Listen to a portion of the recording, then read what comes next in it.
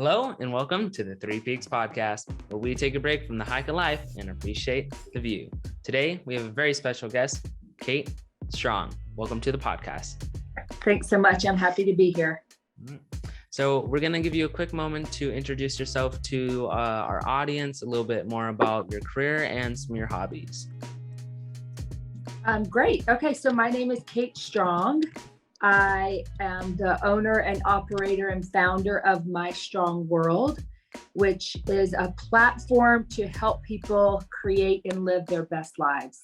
I do personal one-on-one coaching with clients, group coaching, retreats, workshops, and speaking all over nationally on topics such as self-care and the 5 pillars that are critical to creating your best life, and how to turn on your light from within so that you radiate from the inside.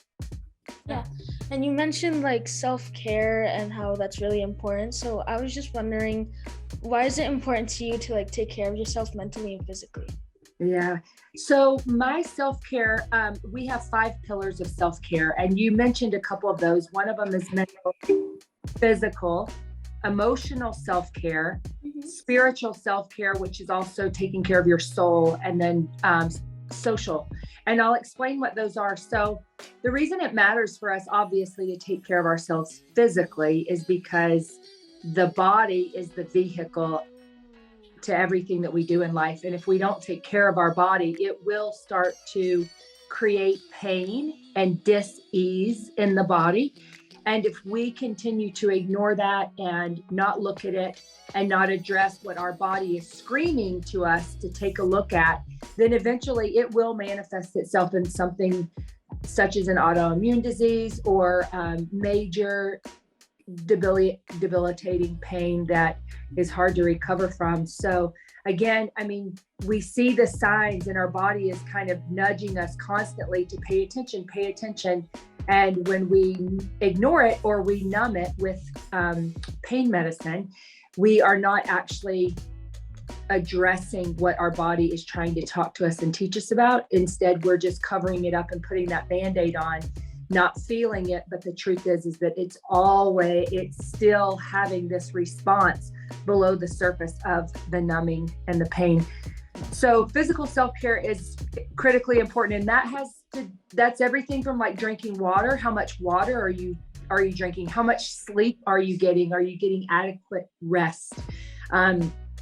That's mindful movement every day is part of my program. I really encourage everyone, no matter who you are, male, female, no matter what the age is, to get moving physically for at least 20 to 30 minutes a day. And that can be any kind of mindful movement.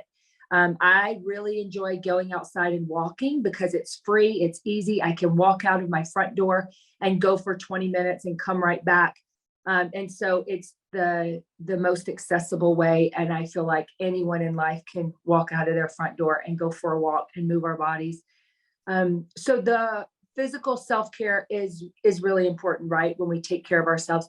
Also, these are next step physical self-care, but things such as, like even putting moisturizer on our skin, right? Like that seems like something that might be so simple, but the truth is when we're taking the time to nurture and notice our body and our skin and the needs that it has, it brings us back into ourselves. The second form of self-care is mental health care. I believe it's probably the most important. If your mindset and your mental health care and your mental health is not good, you will not be able to get yourself out of the front door to go on that walk. You will not be able to do some of the other things in life that we want to do because the dialogue in our brain and whatever is being input greatly affects us. So mental health care is critical. What we think we become, what we focus on grows. So if you are focused on, if you're telling yourself I'm tired, you're going to keep being tired. If you're telling yourself that you're frustrated and mad and angry, you'll continue to be frustrated, mad, and angry. And if you tell yourself you're having a bad day, you'll continue to have a bad day. So learning how our brains work and knowing that we're all programmed is the good news and the bad news, because the good news is that we can reprogram. The bad news is that we're on autopilot, and a lot of the things that we do are habitual and we don't even think about it. We do them mindlessly. So with mental health and mental self-care, I highly encourage my clients and the people I work with to just start putting things in that you want to feel more of, or that you want to focus on more and learn about those things. So I talked about mindful movement earlier. Another thing I love to do is when I do my mindful movement, I put in headphones and I find a great podcast or an audiobook or a TED Talk or something like that that is just giving me input and more information about something that I want to learn more about. So mental health care is critical. Emotional self-care is also really important. If we want to heal, we have to feel. So in order to heal it, you have to feel it. And if we continue, again, like I said before, to just ignore these emotions and ignore what's happening in our body naturally, because we're ashamed of those emotions, or we shouldn't feel that way. You know, boys are taught at a really young age that boys don't cry and toughen up. And, you know, and if you're going to act like that, you go to your room. And so we were taught at a young age, when we were very emotional, what emotions were okay to feel and what emotions are not okay to feel. And the truth is that we were born with all the emotions. There is no thing as a good emotion or a bad emotion. When we can let go of judging the emotion and just get curious and notice what's coming up for me, what's going on. Okay, my heart is racing. I'm kind of feeling a little bit of like anxiety. Why am I feeling so much anxiety around this? And just getting curious instead of judging it and pushing it away. When we lean into that emotion and we allow ourselves to feel the emotion without any shame or without guilt, and again, just notice it, that is emotional self-care. Really, really important. And the fourth pillar of my 5 pillars of self-care is soulful or spiritual self-care. It does not mean that's anything religious. It can, but it does not mean that. It's actually your soul. And if we're talking about mind, body, soul, it's that piece of it. And what fills your soul up, what lights you up. In fact, just before this podcast, I was sitting on my front yard, on my grass, feeling the sun on my face and just absorbing nature and what nature feels like. And that is soulful self-care for me. I also practice yoga. I love going to yoga classes, specifically like a yin yoga class, because again, it's an opportunity for me to slow down and connect with like me, my soul, instead of my head. And that's critical because that's the essence of who we are. And if we neglect or ignore that part of self-care, that social self, or that soulful spiritual self-care, then eventually we will lose touch with ourselves. We'll lose that alignment with who we are and the essence of who we are. And the 5th pillar of self-care is social self-care. Social self-care is critical because in this world, we don't have tribes like we used to, and we don't have community in the same way that we used to. We are all over the world. Transportation can take us anywhere, and we can be everywhere. We also experienced COVID, which separated us physically from people. And our mental institutions and prescription drugs that are being prescribed after COVID are exponentially greater than they were before. And a lot of that has come down to being around people and tribes and circle and community. And so it's really important that you have your people, right? The people that you know that you can go to no matter what, whether it's family or not. It matters for us to be able to have a tribe. It matters for us. In fact, those suicide statistics show that those who have a really tight-knit, strong community have less of a chance of suicide because they have that connection with other people. And then specifically how I use that in my business is, again, in order to heal anything in our lives, in order to work through any main trauma in our lives or any heartbreak, we have to feel like we have someone who can hold us as we fall apart, if you will. And that if something happens, there's someone there who can step in and take over or help us. And we need that in order to heal. So self-care is critical. It's not just something that you do sometimes. It doesn't mean you're going to the spa and getting a pedicure. It can, but it doesn't mean that's what you're doing necessarily. It's not just about bubble baths. It can be that as well.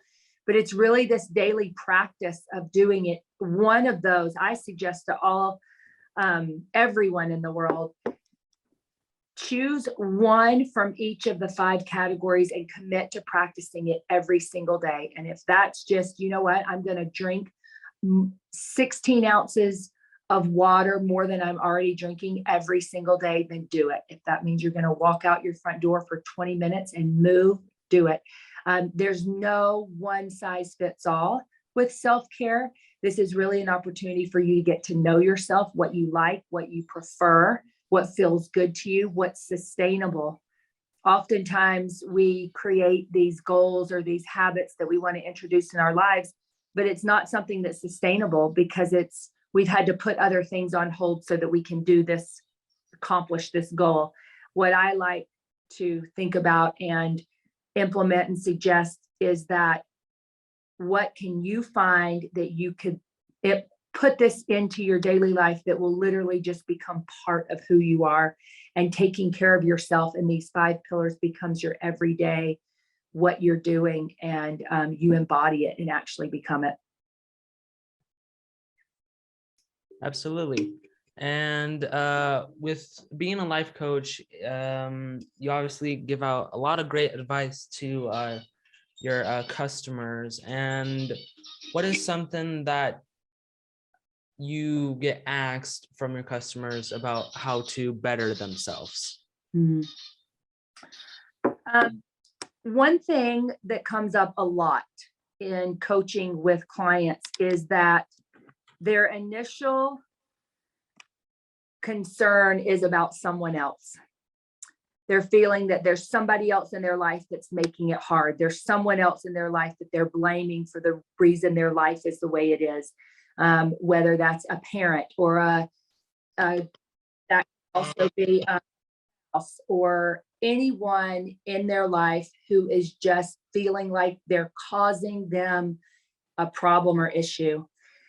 And so I get that a lot of like, well, how do I fix this person? Or how do I change this person? And my response is always, it starts with you. What are you doing to create peace in your life? What are you doing? If that thing that person is doing is bothering you, have you looked at it to ask yourself, why are you so bothered by that? Right? And oftentimes we are in self-betrayal, which means we're pleasing other people. So we say yes to things because we don't want to disappoint someone, or we committed to it. So even if 3 weeks later on that day, we're not really feeling well, we feel like, well, I have to go because I said I was going to go. And I absolutely believe that when we have commitments, that we keep those commitments. What I'm suggesting and saying here, though, is that if we're in the habit of checking in with ourselves to ask ourselves, how do I feel in this moment? Or how is my self-care? Or how is my body? Or how is my mindset? If we're so rigid on the tasks that we have to do, it doesn't give us the space to check in with ourselves and let our own intuition be our guide. And so I find most often the question of how do I fix something that's external outside of me? And what I always do is bring it back to my client and say, what can you do to create that sense of peace, no matter what chaos is going on outside of you? Because we have no control over other people and their actions, but we can absolutely control our own. Yeah. And one of your projects that you have been working on is your 69 HT. Yes, it's called 69 High and Tight, and that is a 69-day program to implement those 5 pillars of self-care that I talked about earlier, and doing it consistently every single day in your life. And the reason why it's so powerful is because most of the things on the list are things that we're already doing. We just aren't doing them consistently.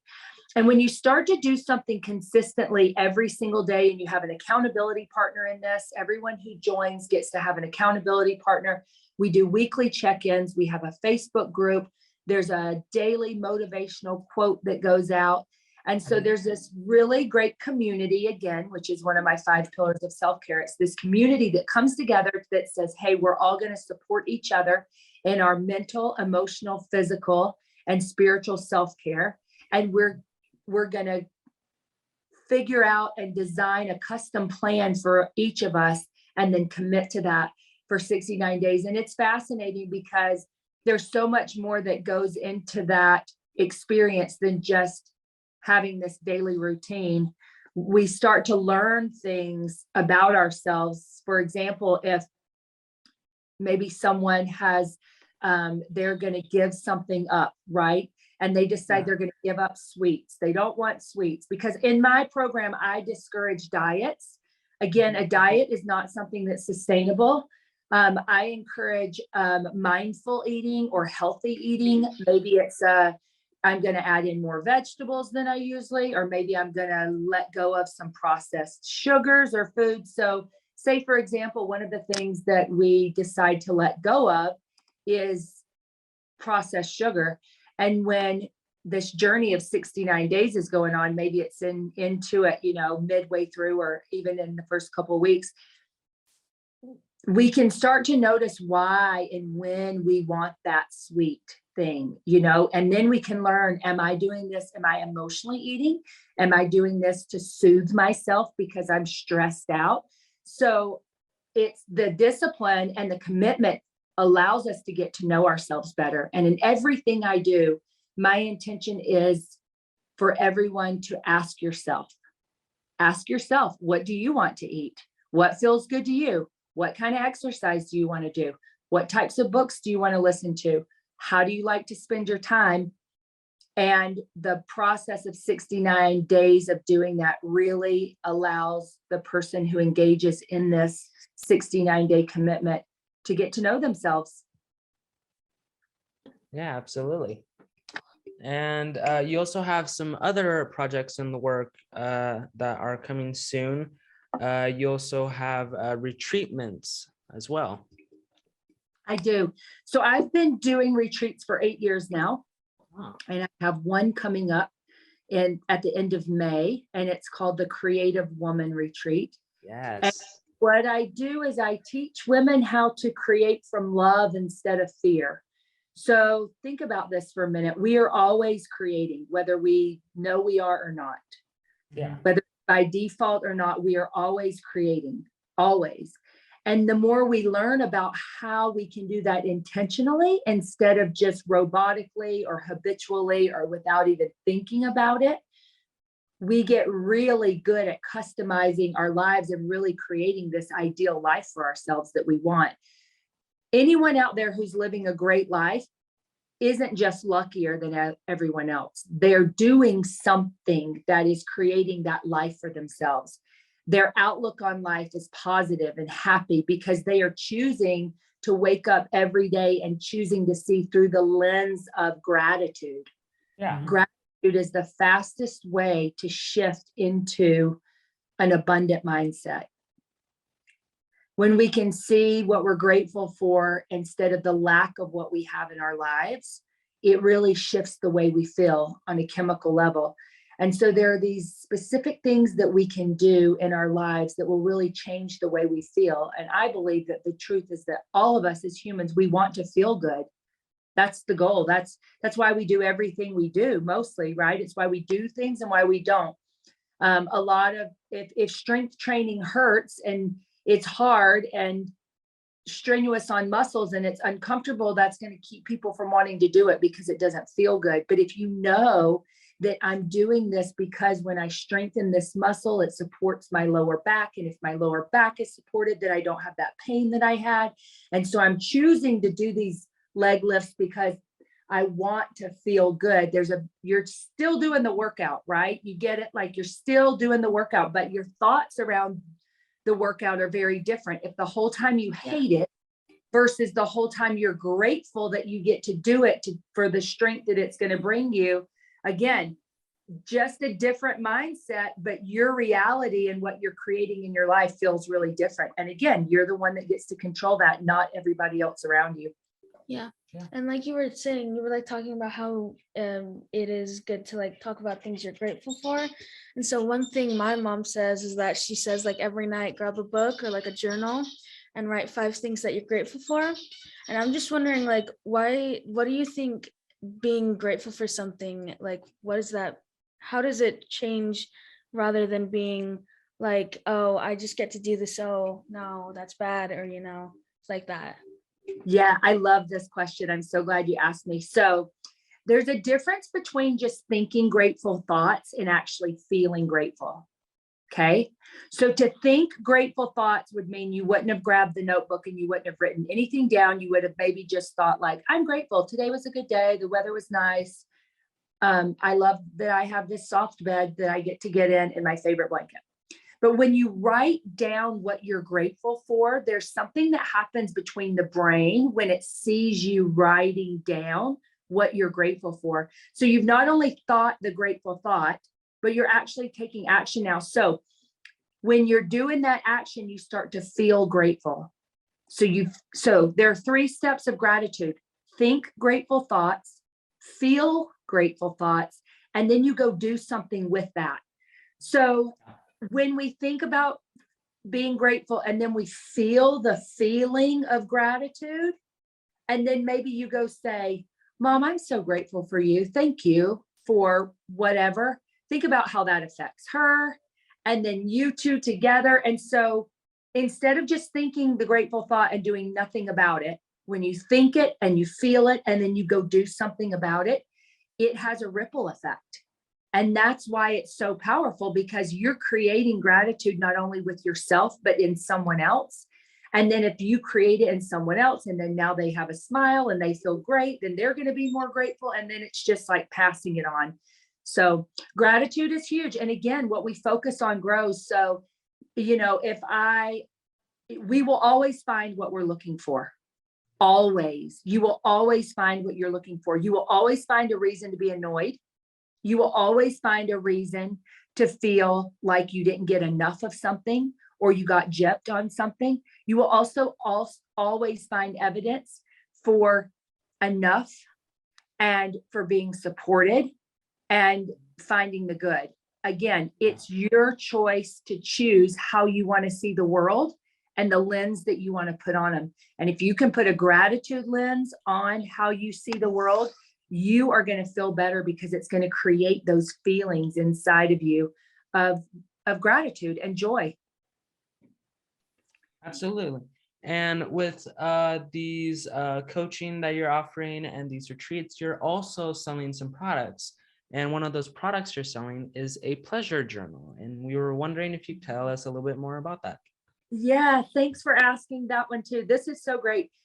So I believe that life is to be enjoyed, and part of feeling pleasure is you have to know what brings you joy and happiness and pleasure. So the words are interchangeable. The word pleasure can be off-putting for some people, because pleasure has been associated with guilty pleasure, right? Like when we hear pleasure, it's like, oh, well, that's a guilty pleasure. Right. Well, what if we take away guilt, and there has to be no guilt and pleasure? When I eat an ice cream cone, I feel pleasure. I love that cold ice cream, and it is just like so good. And I don't want to feel guilty or bad about eating the ice cream, because it is right. What's the point if I'm not enjoying it? So pleasure, this is what I do. I have a pleasure list, and on one side of the list, there are things that cost money. And on the other side of the list, there are things that don't cost money. And there's things that bring you joy or pleasure in your life. And so this This book is a book for you to write down the things that bring you joy and bring you pleasure in life. I love warm water. I love warm water on my hands. I love warm water in the tub. I love warm water.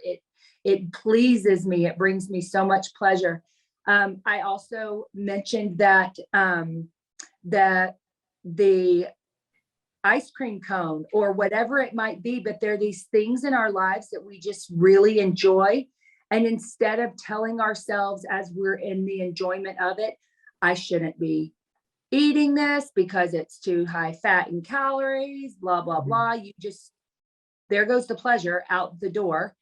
And if we are also telling ourselves, that self-care is selfish, or taking care of myself is selfish, or enjoying this is selfish, I should give it to someone else. How often do we have like the most comfortable seat or the most comfortable blanket or the most comfortable with that, whatever, and someone else walks in and you look up and you're just like looking at them and they're standing there looking at you and you feel like, should I scoot over and share or offer the blanket? Or why can't we just sit there and in that moment take advantage of being the one who got there first and has the blanket? So again, there's a fine line between being selfish and also being in enjoyment and enjoying what we have. And oftentimes that's this thing of giving and receiving. And we're really good at giving, right? It's easier to give. It's not always as easy to receive as adults. I think kids are awesome at receiving. They will take. My son had his 10-year-old birthday yesterday, and he was just like, next present, next present, next present, next present. Like he can receive. He has no problems receiving. As we get older, we are conditioned that don't be needy, or don't ask for too much, or don't be selfish, like share, don't take all of that. And so we as adults can turn into these beings or these humans that just feel really great serving everyone else, taking care of everyone else, especially moms do this really well. And then there's not a lot of receiving on our end. And so again, knowing what you love, knowing what that pleasure list is, or that joy or happiness list, they're things that bring you joy and pleasure and light you up, and knowing what they are is really helpful, because if you find yourself in a state of being that just really feels like you're down and you're not quite sure how to get out of it, if you can pull out your pleasure list and find something that brings you joy and do that, you're shifting out of that emotion that you don't want to be in anymore. And you're actively taking a part in your own life and being proactive and saying, I'm going to do something differently so that I can feel better. So it's empowering. It's like your book of power of all the things that bring happiness and joy into your life, and you get to design it. Yeah, absolutely. And so for our final question on the podcast, it's usually known as the big question. Are you ready? I'm ready, born ready. All right. So our big question to you is, what advice would you give to people of the younger generations? Thank you for asking this. I work with teenagers a lot, and I say to make self-care a habit in your life today. Don't wait until you're an adult. We have many adults today who are suffering physically and mentally and emotionally because they have not cared for themselves for so long. And they've gotten themselves into a place where they're saying, well, I'll do that later. Or when my kids are grown, I'll do that. Or when I have more time, I'll do that. I'm here to tell you right now, there's never going to be a good time. There's never a good time. The time is now. And I have teenagers. I have a 16-year-old, I have a 14-year-old, a 12 and 10-year-old, and we practice self-care. And if you and all of your friends and younger kids can take those 5 pillars of self-care You can get on my website. I have a free download. I do online self-care webinars frequently. I'm doing one on June 24th, just for kids, just for teens. It's nationwide, national Zoom call. We're going over the 5 pillars of self-care, free for all teens and young adults, free. This is a $69 workshop that's free. I'm doing it just for teens and young adults. And we're going to go over what those 5 pillars are, give lots of examples. And right there on the workshop Zoom call, you get to customize and create your own self-care makeover and circle which one of those things you're going to do. And my request is going to be that everyone does that for 69 days, which again is another $69 program that will be free.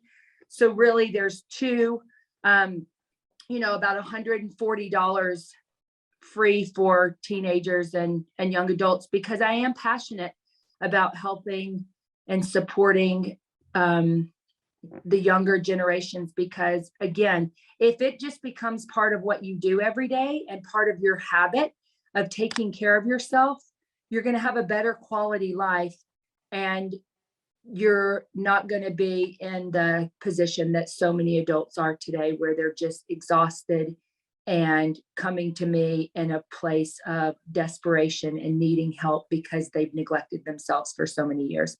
And also, it teaches everyone after you, first of all, this is how you get to be treated, because you treat yourself this way. And then number 2, as you all become older adults and have your own families, you're just going to be showing your kids by your example and what you do that, like, kids, this is how we take care of ourselves. Instead of, hey, let's sit down, we're going to have a talk, I'm going to tell you how to take care of yourself. I'm actually not taking care of myself, but you do it. And guess what? We all know that we don't learn by words, we learn by watching an example. So self-care. Yeah. Well, we just want to say thank you so much for taking the time to meet with us. It was an absolute pleasure. And yeah. Well, thank you for having me. I love this topic. It's one that's dear to my heart because I have implemented these things into my own life, and I have come so far. And where I was in being depressed and feeling anxiety and overwhelm and not even knowing what I liked to eat because I was such a pleaser. And now I'm in a place that I know myself so well. I know what turns me on. I know what lights me up. And it's because of these things that I have implemented into my life. So I'm grateful that I get to share them. So I appreciate you for having me on your podcast today. Absolutely. Yeah. All right. That's all we have for you guys on the 3 Peaks podcast. We'll see you guys on the show next time.